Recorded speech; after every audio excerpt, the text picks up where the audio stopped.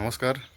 আছোঁ এতিয়া হিমাচলৰ জীৱন সুকীয়া। মানে ইয়াতে ওখ ওখ পাহাৰৰ পৰা বহুত তলৰ পৰা নামি অহা ৰাস্তা। তো তেনেকৈ ইয়াতে জীৱন একচুৱেলি পাহাৰৰ জীৱন, যিকোনো ঠাইতে পাহাৰৰ জীৱন অলপ বেছি কষ্টকৰ। পাহাৰত মানে ছাৰ্ভাইভেলে বহুত মুস্কিল, বহুত টাফ। আৰু প্লেনত বাৰু তেনেকুৱা নহয়। ইয়াতে তলৰ পৰা এঠাইৰ পৰা আন এঠাইলৈ খালী মানুহটো যোৱাটোৱে মানে বহুত টান কাম। বৰ্তমান হিমাচলত আছোঁ। তো এতিয়া এইটো মানে কৃষক মানে সকলৰ জীৱন। হিমাচলতো বহুত খেতিয়ক আছে, বহুত খেতি হয় ইয়াতে। বিশেষকৈ এতিয়া কথা পাতিম এবাৰ ডেয়াৰী ফাৰ্মিঙৰ ওপৰত।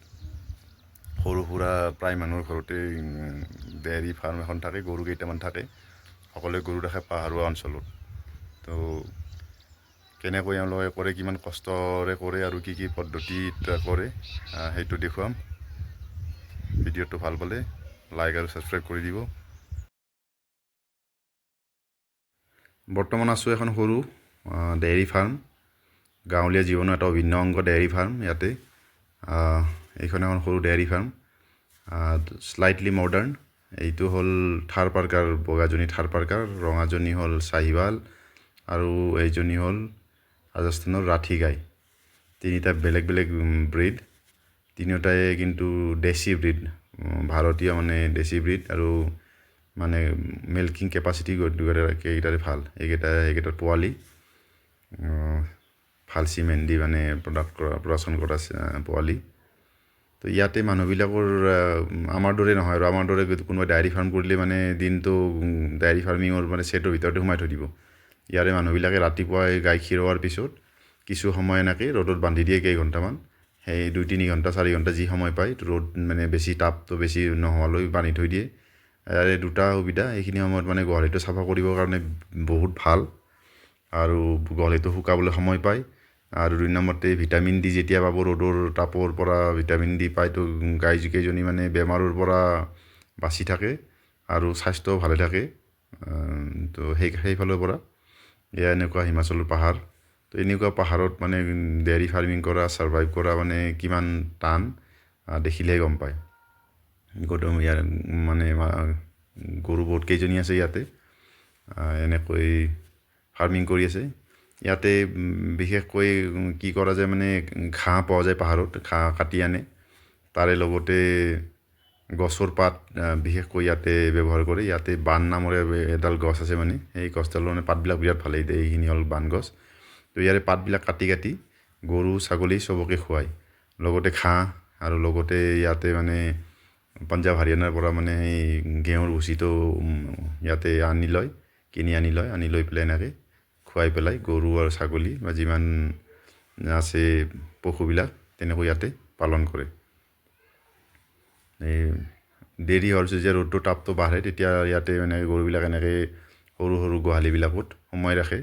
ইয়াৰে গোহালিবিলাকৰ এটা পেকুলাৰিটি আছে, মানে ইয়াতে ঠাণ্ডা বহুত। হিমাচলত বৰফ পৰে এইফালে, বা মানে জলবায়ুটো বহুত ঠাণ্ডা।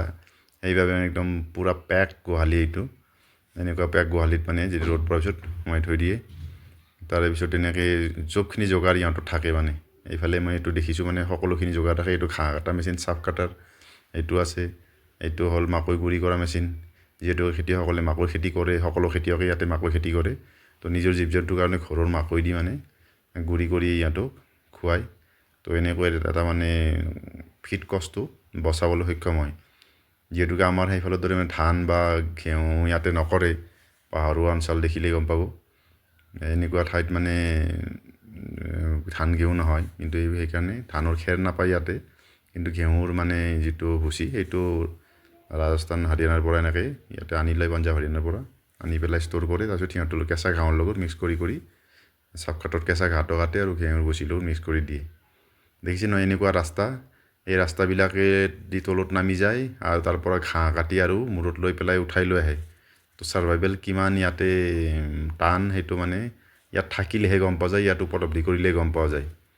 তো এনেকৈ এতিয়া দেৰি হ'ল, গোটেইখিনি গৰু আনি পেলাই ইয়াতে গোহালিত বান্ধি দিলে। গোহালিটো মই আগতে কৈছোঁ, মানে একদম ইয়াতে হাৱা বতাহ ভিতৰত যাতে বেছিকৈ নোসোমায়, ঠাণ্ডা যাতে নোসোমায়, সেইকাৰণে সেই হিচাপে গোহালিটো একদম পেক হয়।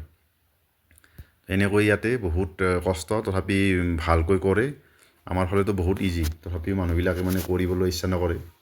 তো এনেকৈ সময় চলি যাই থাকে আৰু যিহেতুকে মানে খেৰ বা আমাৰ তাৰ দৰে মানে এনেকুৱা নাপায়, ঘেঁহু খেতি নহয়, ধান খেতি নহয়, সেইবাবে ফাৰ্মাৰজনে ঘেঁহুৰ ভুচি পাঞ্জাৱৰ পৰা হাৰিয়ানাৰ পৰা আনি পেলাই ষ্ট'ৰ কৰি থৈ দিছে আৰু থৈ দি পেলাই সিহঁতক কেঁচা ঘাঁহৰ লগত কাটি কাটি খুৱায়।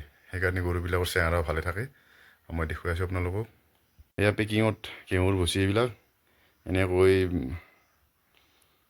হাৰিয়ানা পাঞ্জাৱৰ পৰা আহে। দেখিলে গম পাব এইবিলাক ঘেঁহুৰ ভুচি।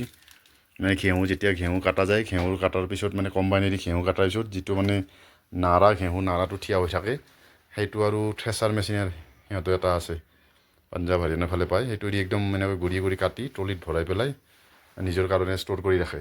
আৰু যাৰ বেছিকৈ থাকে, আজিকালি বিজনেছো হৈছে, তো এনেকৈ মানে ঘেঁহুৰ ভুচিটো পেকিং কৰি বেলেগ ৰাজ্যতো পঠাই দিয়ে। ইভেন আজিকালি অসমতো পোৱা হৈছে এনেকুৱা ঘেঁহুৰ ভুচি। তো এইটো ঘেঁহু মানে ঘেঁহুৰ লগত এইটোৰ লগত যদি এইটো 50% আৰু 50% মান যদি আমি কেঁচা ঘাঁহ ইয়াতে মিক্স কৰি দিওঁ, এনেকৈ চাপ কাটাৰত কাটি পেলাই, সেইটো বহুত নিউট্ৰিয়েণ্ট হয়। এনেকুৱা কৰি সিহঁতে গৰু পালন কৰে।